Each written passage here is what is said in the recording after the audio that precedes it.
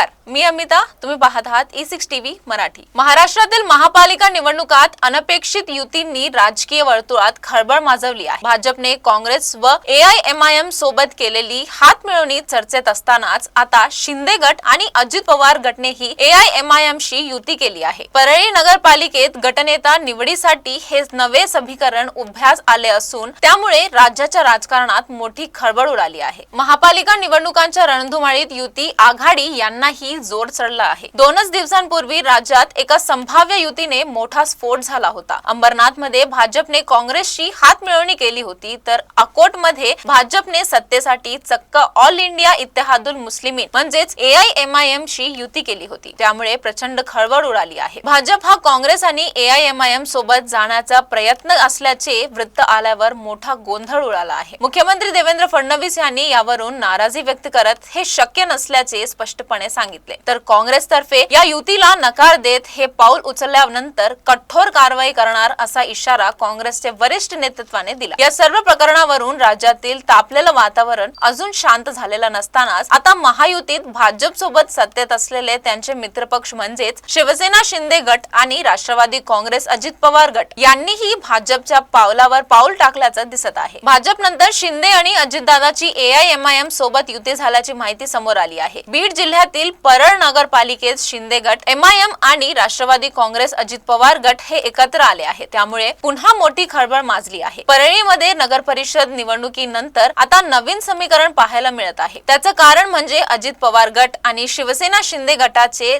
चक्क all India Ittehadul मुस्लिमींशी गटनेता निवडीत युती केली आहे. खरं तर नगर परिषद निवडणुकीत राष्ट्रवादी काँग्रेस पार्टी व मित्र पक्षाच्या गटात मंत्री पंकजा मुंडे, माजी मंत्री धनंजय मुंडे यांच्यावर आक्षेपार्ह आरोप करत निवडून आलेल्या MIMच्या सदस्याचा समावेश करण्यात आला आहे. पण आता या निर्णयाची चांगलीच चर्चा होऊ लागली आहे. परळी नगर परिषद निवड बीड जिल्हाधिकाऱ्यांना उपस्थितीत करण्यात आली. यामध्ये राष्ट्रवादी काँग्रेस पार्टी व मित्र पक्षाच्या गटनेतेपदी नगरसेवक तथा राष्ट्रवादीचे तालुकाध्यक्ष वैजनाथ सोळंके यांची निवड करण्यात आली. या गटात राष्ट्रवादी काँग्रेस अजित पवार गट, मित्र पक्ष, अपक्ष 2 अशा 24 जणांचा समावेश आहे. तसेच या मित्र पक्षांमध्ये MIMच्या नगरसेविका शेख आयशा मोहसिन यांचाही समावेश आहे. उर्वरित सदस्यांमध्ये अपक्ष, राष्ट्रवादी काँग्रेस अजित पवार गट आणि शिंदे सेना यांच्या नगरसेवकांचा समावेश आहे. नगरपालिका निवडणुकीच्या प्रचारादरम्यान MIMच्या उमेदवार शेख आयशा मोहसिन यांच्या प्रचारार्थ MIMचे प्रदेश सरचिटणीस समीर बिल्डर यांनी सभा घेतली. या सभेत मंत्री पंकजा मुंडे आणि आमदार धनंजय मुंडे यांच्यावर आक्षेपार्ह भाषेत शेरेबाजी करण्यात आली. त्यानंतर त्या प्रभागात काँग्रेस आणि MIMचे उमेदवार विजय झाले. मात्र MIMचे हेच उमेदवार राष्ट्रवादी काँग्रेसच्या गटात सामील झाले आहेत. त्यामुळे मोठी खळबळ माजली असून या युतीमध्ये अनेकांच्या भुवया उंचावल्या आहेत. पुढच्या बातमीसाठी पाहत रहा E6 टीव्ही मराठी.